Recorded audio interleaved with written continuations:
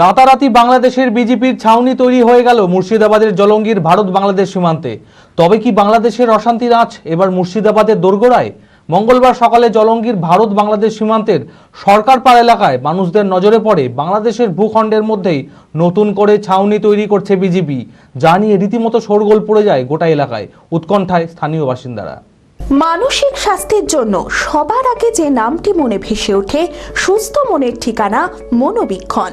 যোগাযোগ নাম্বার 7477799516। মঙ্গলবার সকালে জলঙ্গির ভারত বাংলাদেশ সীমান্তের সরকারপাড়া এলাকার মানুষদের নজরে পড়ে বাংলাদেশের ভূখণ্ডের মধ্যেই নতুন করে ছাউনি তৈরি করেছে বিজেপি, যা নিয়ে রীতিমতো শোরগোল পড়ে যায় গোটা এলাকায়। তবে কি বাংলাদেশের অশান্তির আজ এবার মুর্শিদাবাদের দোরগোড়ায়? আশঙ্কা তৈরি হয়েছে স্থানীয় বাসিন্দাদের মধ্যে।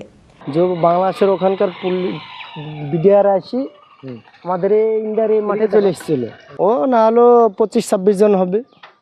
আইসি এখানে আমাদের এখানকার বিএসএফও গেছিলো, যাই বিএসএফ 2-5 মিনিট কথা বলি বিএসএফরাও চলে এসেছে, এরাও এখানে চলে গেছে।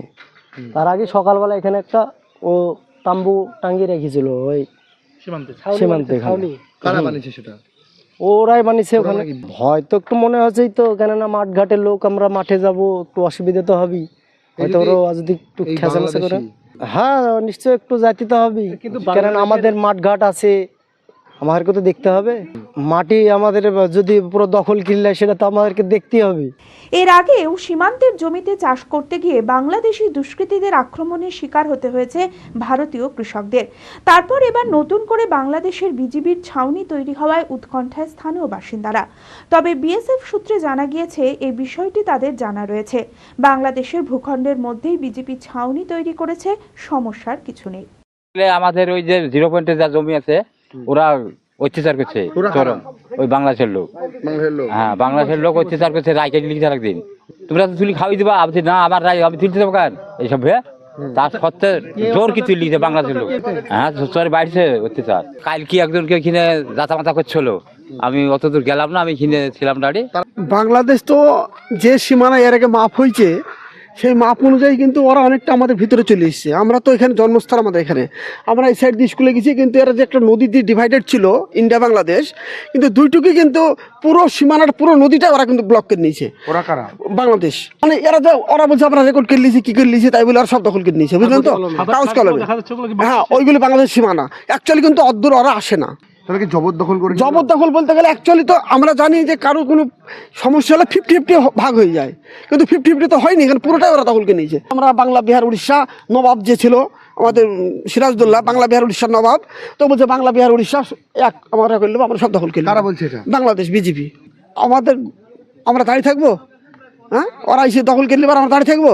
মানে বিএসএফ এর সাথে থেকে, বিএসএফ এর সঙ্গে থাকবো, বিএসএফ এর আগে থাকবো আমরা। বিএসএফ পিছনে থাকলো, হ্যাঁ আমরা আগে থাকবো। LMT International School Senior Secondary School admission going on. সন্তানদের উজ্জ্বল ভবিষ্যৎ করতে আন্তর্জাতিক মানের সুসজ্জিত পরিকাঠামো নিয়ে এলো LMT International School।